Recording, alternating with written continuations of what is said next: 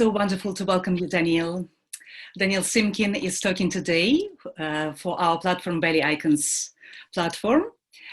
We are delighted to see you with us. Thank you so much for finding time. We find ourselves very, very busy, strangely enough, and we are really grateful for joining us. Of course, you are one of our very, very special and favorite artists. You took part on several occasions, and we cannot wait to welcome you back in London and on other stages, because Ballet Icons Gala planning to expand and will be going to many different places. Thank you so much again. Thank you for having me. It's a great, great pleasure. Daniil, the first traditional question would be now, how are your days? How is your daily routine in this self-isolation, which everyone finds very hard and depressive? I mean, obviously for us dancers, it's a big restriction because we can't really work from home. So I do class in the morning at 11 o'clock over Zoom. And it covers my base basically for being physically active.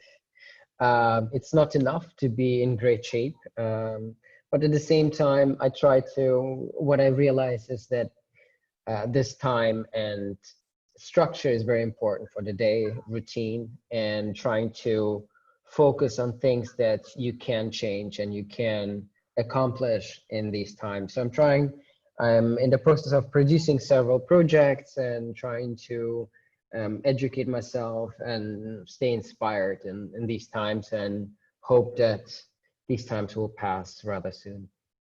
Of course. You've just mentioned that you're trying to learn something new and discover new things for yourself. Since obviously we are so restricted with no performances. I'm sure certain things cannot be exposed yet, but can you mention anything at all? New things you're learning and projecting for the future? I have several projects in the works, thinking about starting to choreograph,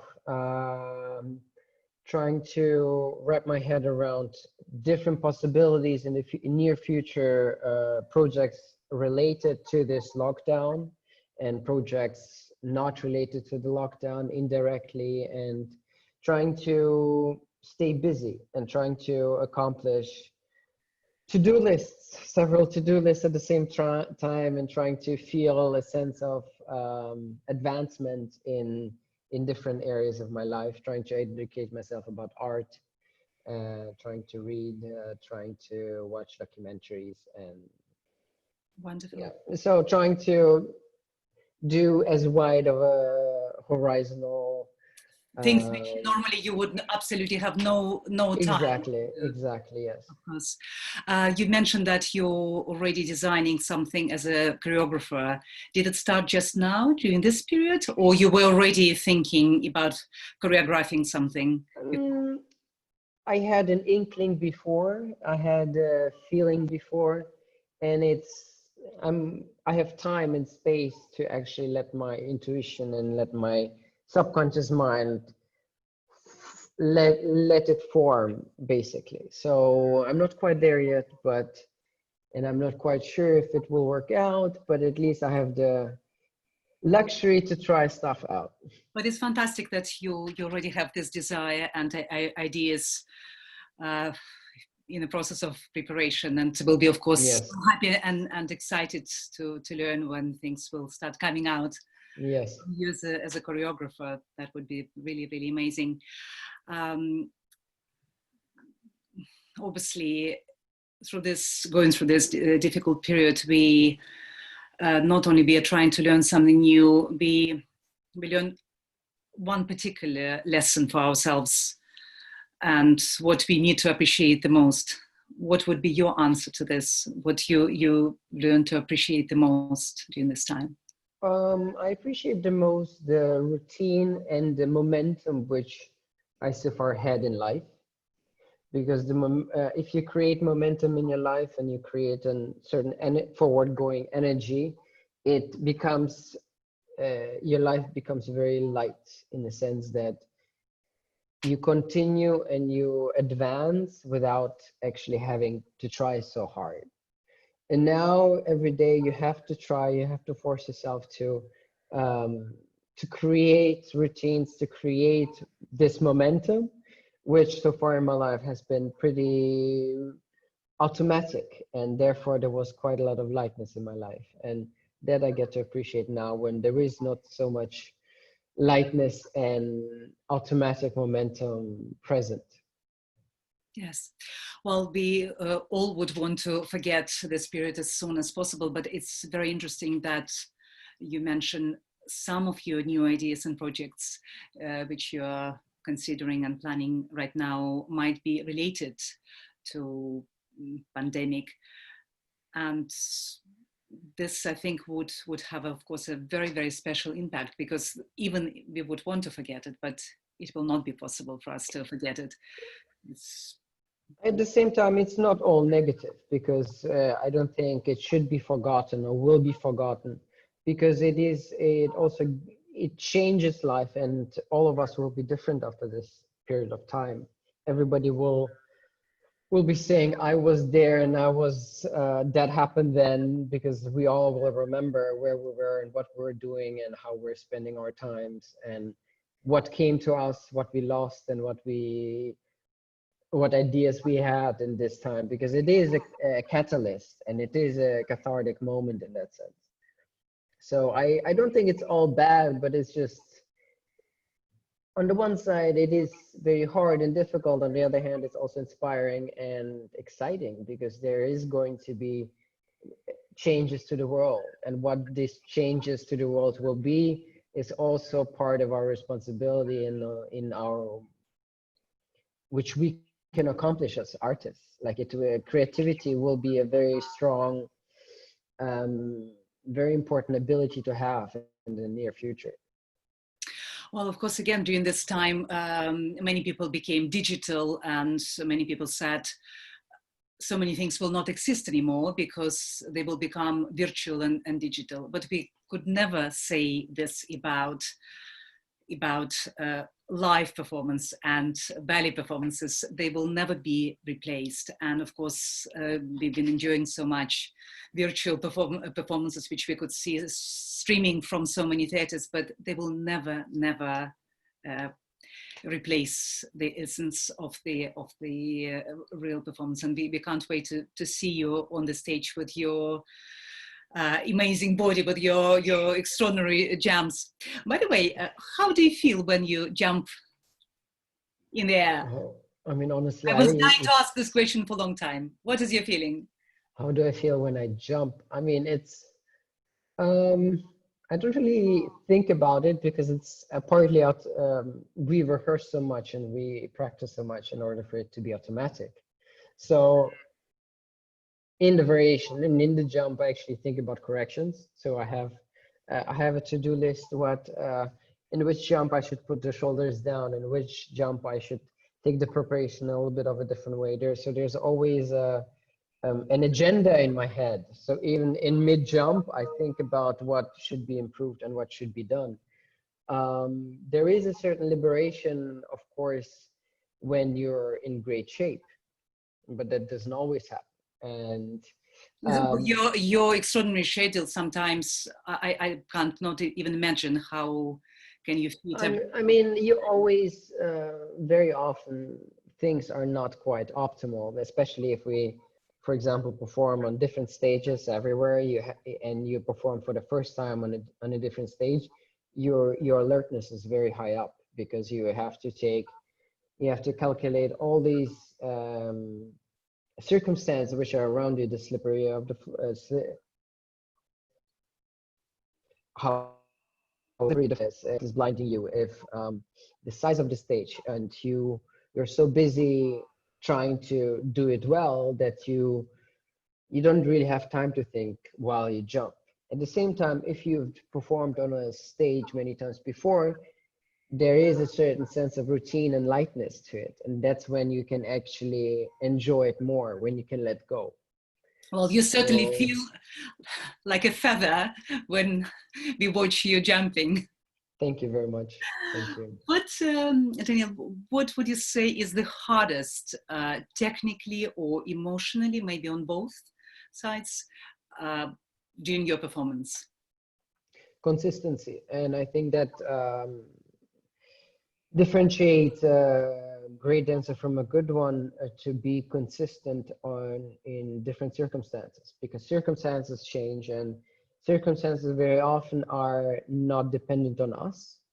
You know, like if suddenly the floor is wood, as for example in Italy, when it's an outside stage, where when you're dancing outside, the wind blows in one direction and you have to turn at the same time.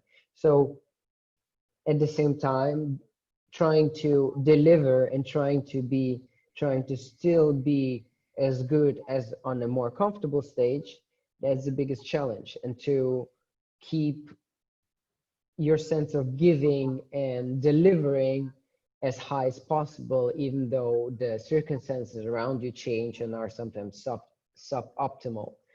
And that's why we do a daily class and daily training to keep our technique in such shape that these circumstances don't take a big effect on our quality of dancing. Yeah.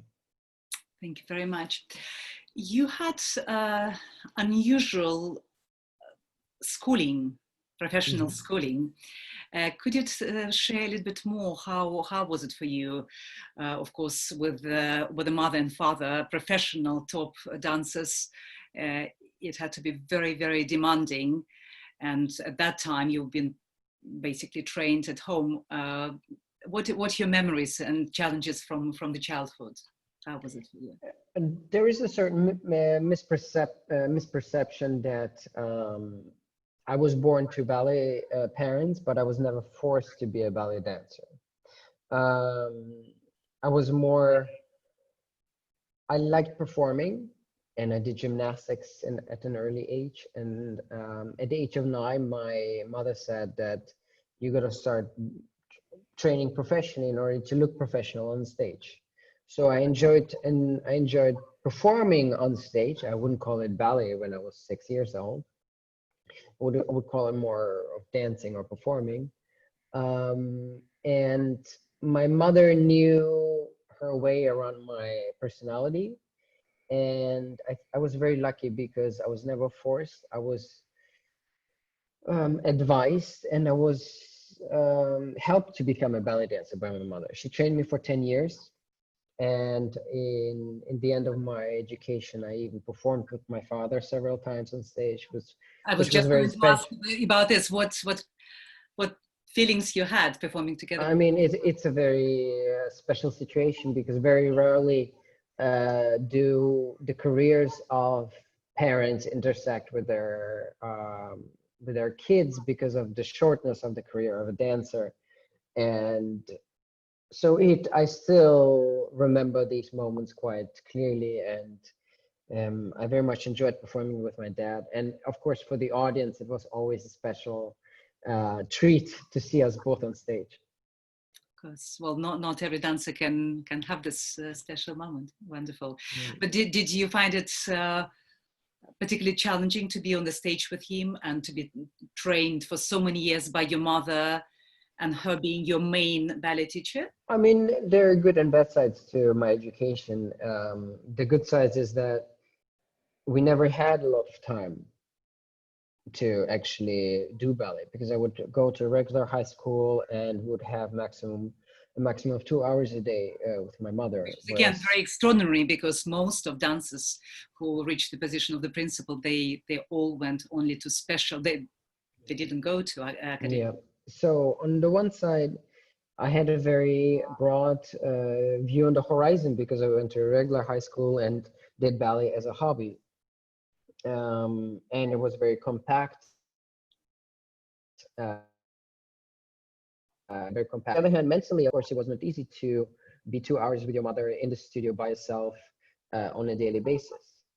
In order to combat that, we started doing competitions at the age of 12 in order for us to have Which certain added even goals. more drive.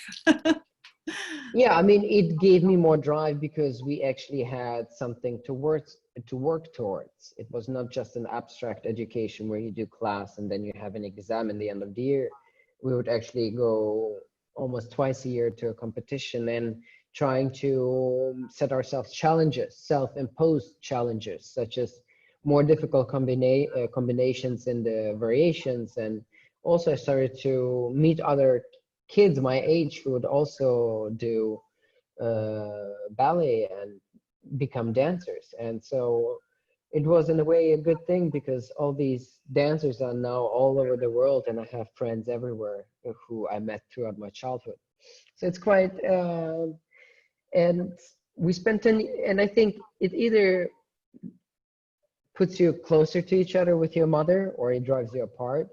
And luckily, our personalities somehow fit, in that sense that my mother knew her way around my personality, and I accepted her as a teacher. And we're up to now still very close with her. Oh, fantastic. She must be very, very lucky to have you as a son, and vice versa. um, can you name few of your very favorite classical roles? So much. My classical roles lately, I've really enjoyed dancing Albrecht and Giselle. And it is always quite a pleasure to dance this classical and quite dramatic ballet. And I've performed it in New York, in Washington, in Berlin, and maybe now in Japan in July. Hopefully, we'll see, depending on the situation. But that's very close to my heart. And of course, Don Quixote, which I've performed since the age of 20. And by now it's almost second nature to me. And I think it fits me personality wise, and I'm having a great time performing it. Of course, well, we love you in all these roles. Coming to contemporary choreography, obviously you've done quite a bit with Alexei Ratmansky. Can you name maybe a few choreographers whose work you admire, and even if you haven't worked with them, you would like to work in the future? In my 10 years in New York with ABT, I performed roles I created roles with Benjamin Millepied, with Alexei Ratmansky. I danced most contemporary modern choreographers from the United States, such as Paul Taylor, Maurice Cunningham, everything in that direction. And now that was also one of the reasons I came back to Europe, because I wanted to explore more the European landscape of choreographers. And I'm fascinated by Crystal Pite's work. I, of course, love William Forsythe's work, and I find it very inspiring. And, you know, I'm hoping to work with David Dawson in the future, and possibly Hofer Schechter, and, you know, explore the European landscapes of choreographers. Yeah. Many exciting plans. Daniil, do you find the audiences in Berlin and New York, obviously your two main points, are they different? Of course, they're all ecstatic about seeing you on the stage, but do you feel any differences? I mean, you feel differences just because of the setup, because the Metropolitan Opera in New York has 4,000 seats. So it's a different feeling to be dancing for such a big crowd, as opposed to for around 2,000 seats at the Deutsche Oper, for example. At the same time, American audiences are a bit more enthusiastic in their applaud or appreciation of things, especially during the performance. Whereas in Germany, people tend to wait to show their appreciation towards the end at the bows. So, you know, it's a cultural difference, but I nevertheless like to perform in both places, and I feel lucky to. Yeah, I especially ask you a mixture of different kind of questions to explore more your personality and to show who you are as a person, and how you feel about your audiences, and what is your favorite hobby. Of course, we know ballet from being a hobby became a total profession. Do you have any other hobbies? I like the visual arts in general. I photograph myself. Anything visual I enjoy, but lately I've been also cooking a little bit. Other than that, Amazing, amazing. yeah, But it's not going well, to be dangerous for you in terms of training and. not right now at least. I have a break and I'll have ample time to get back in shape, so should be okay. But other than that, interior design, anything visual, any creation, something out of different elements. For example, I've produced several projects in New York. First, it was the performance of 4 new creations with dancers from American Ballet Theater, which we performed at the Joyce, and then took on tour internationally, called Intensio. And then we had an installation at the Guggenheim Museum, a dance installation with real-time video projections, which were created by my father. So there's the connection again. And, you know, I enjoy creating something out of different elements and creating something bigger than the sum of its part, no matter if it's cooking, if it's designing an apartment, or if it's producing a show. So whenever I can create something coherent, that makes me happy. Fantastic. Well, and my final question, which is quite a big question. How do you see the future of the ballet, and how the classical and contemporary ballet should be developing in the future, and going together or separately? And how do you see it will be happening? I see classical ballet as staying classical and in its place and time, and it has a reason to be so. At the same time, contemporary ballet and dance has to evolve and has to compete with the media landscape, which we as human beings have nowadays. Everybody has a phone, everybody watches TV shows, streaming and whatnot. So we have to, with the contemporary ways of delivering dance, our experiences have to differ to that degree that they will be worth it to be enjoyed live. That being taking, meaning I see some possibilities in taking dance out of the proscenium stage and bringing it into a more immersive environment where you have dance closer to you physically, or to find ways of bringing dance in contemporary art projects, augmented reality, virtual reality. Dance can be filmed in new ways with new possibilities, and we live in exciting times to do that. So there will be, I think, development happening around all of this. How do we bring dance and ballet into the 21st century? Because I find it all fascinating, and I think there's ample possibilities to do so. Thank you very, very much for your time, for your very inspiring, very interesting answers.